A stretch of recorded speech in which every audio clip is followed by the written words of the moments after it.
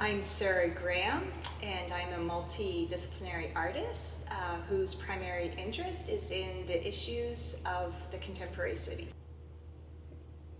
I was always really creative when I was younger, and I always had an interest of making things. I eventually went to Nova Scotia College of Art and Design for my undergraduate degree, my BFA, and I majored in printmaking and drawing.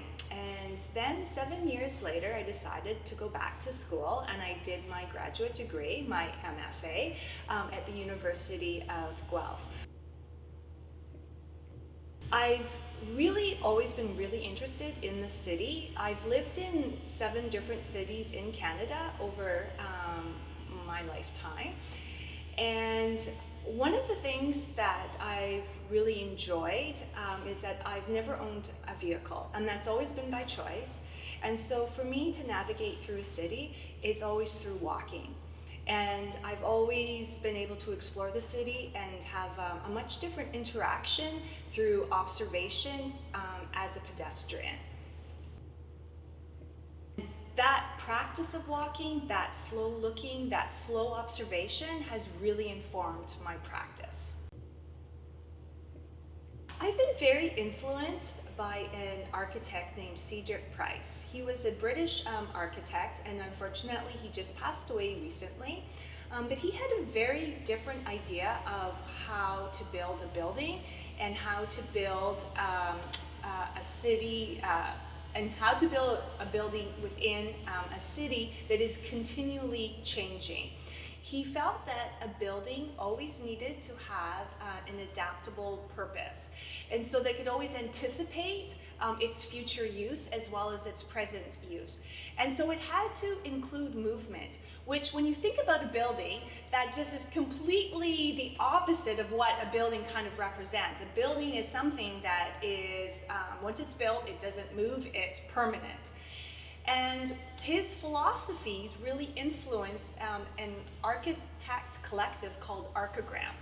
And Evergreen was a bunch of radical architects who really loved this idea of taking a building and somehow trying to incorporate movement. And so things became very modular in their practice. And what I mean by that is that they would build units that they could either like move and stack, and they could travel.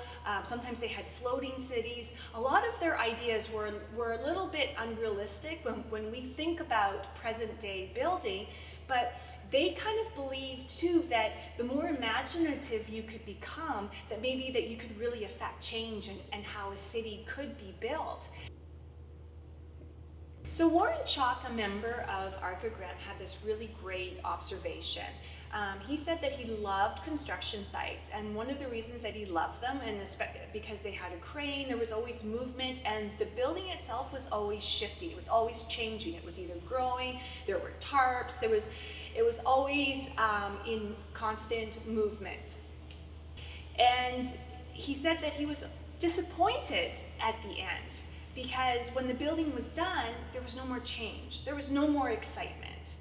And I feel that that's something that has really influenced my idea of my practice, is this idea that a city, a building, can be in constant flux, can be changing, can be shifting, can be moving, and that's actually when I find it's the most exciting. The transitional spaces are some of the most interesting spaces for me, and I think that I probably see them in a much different light as a lot of people.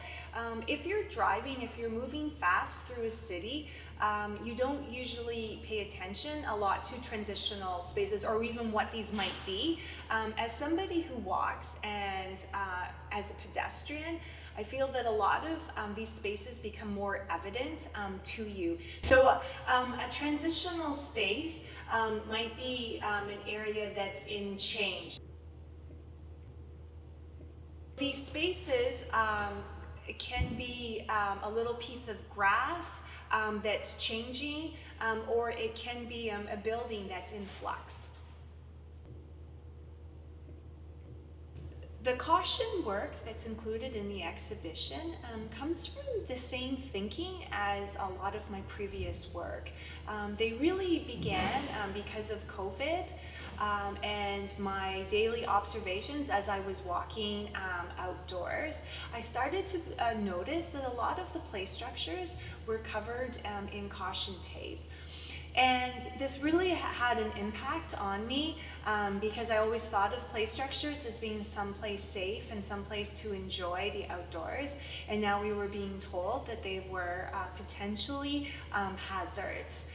And I really wanted to capture that sort of shifting moment of when a play structure became or was conceived as someplace as a hazard.